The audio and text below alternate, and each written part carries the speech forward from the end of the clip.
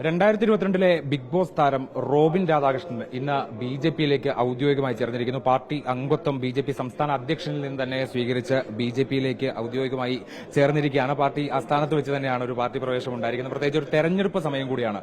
ഇപ്പോൾ ഇത്ര കാലവും വലിയ രീതിയിൽ ആക്റ്റീവായിരുന്നു, വലിയ സജീവമായിരുന്നു, സാമൂഹ്യ മാധ്യമങ്ങളിൽ പൊതുരംഗത്ത് സജീവമായിരുന്നു. പക്ഷെ ഒരു പാർട്ടി പ്രവേശനം വേണമെന്ന് തോന്നിയത് എപ്പോഴാണ്? ആക്ച്വലി പാർട്ടി എന്ന് പറഞ്ഞൊരു കാര്യം, പൊളിറ്റിക്സ് എന്ന് പറഞ്ഞൊരു കാര്യം 2011 തൊട്ട് എന്റെ മനസ്സിലുണ്ടായിരുന്നു. പിന്നെ 2014 ശ്രീ നരേന്ദ്രമോദിജി നമ്മുടെ പ്രൈം മിനിസ്റ്ററായിട്ട് ജോയിൻ ചെയ്ത ടൈം തൊട്ടേ ഞാൻ പുള്ളിക്കാരൻ ഒബ്സർവ് ചെയ്യാറുണ്ടായിരുന്നു.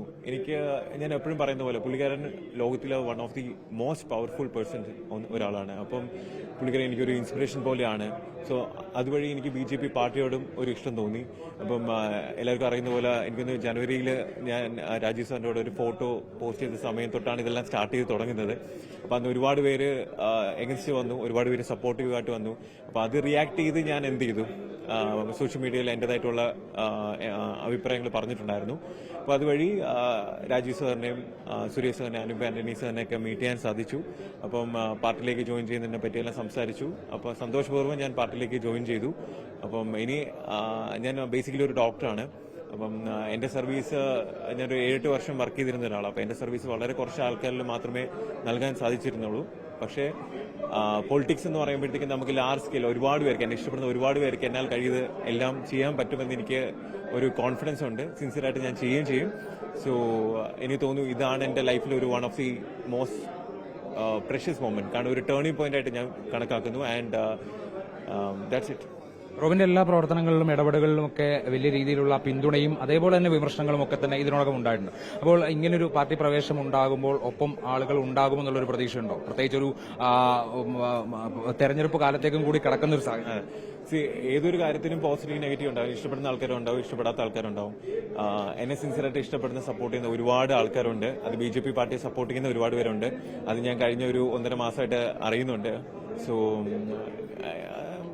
It doesn't matter. ഇനി ആരെങ്കിലും ഇഷ്ടപ്പെട്ടില്ലെങ്കിൽ കുഴപ്പമൊന്നുമില്ല. എനിക്ക് ഇഷ്ടപ്പെടുന്ന ഒരുപാട് പേരുണ്ട്.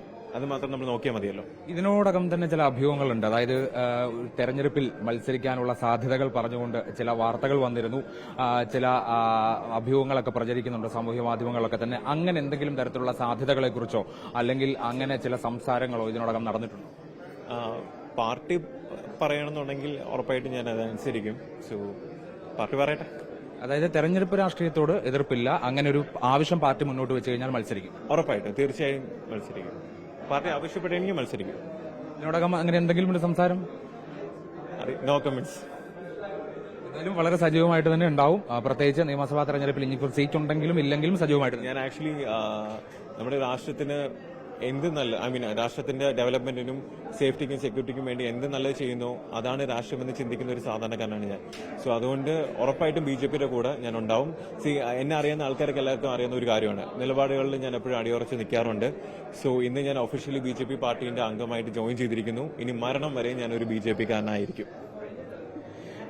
മരണം വരെ BJPക്കാരനായിരിക്കും എന്ന് പറഞ്ഞുകൊണ്ടാണ് റോബിൻ രാധാകൃഷ്ണൻ ഇന്നിപ്പോൾ പാർട്ടി അംഗത്വം സ്വീകരിച്ചിരിക്കുന്നത്. പാർട്ടി ആവശ്യപ്പെട്ടാൽ തെരഞ്ഞെടുപ്പിൽ മത്സരിക്കുമെന്ന് കൂടി റോബിൻ രാധാകൃഷ്ണൻ വ്യക്തമാക്കിയിരിക്കുകയാണ്. വീഡിയോ ജേർണലിസ്റ്റ് വിജിത് ഊർക്കടവിനൊപ്പം reporter Harimohan, in reporter, Thiruvananthapuram.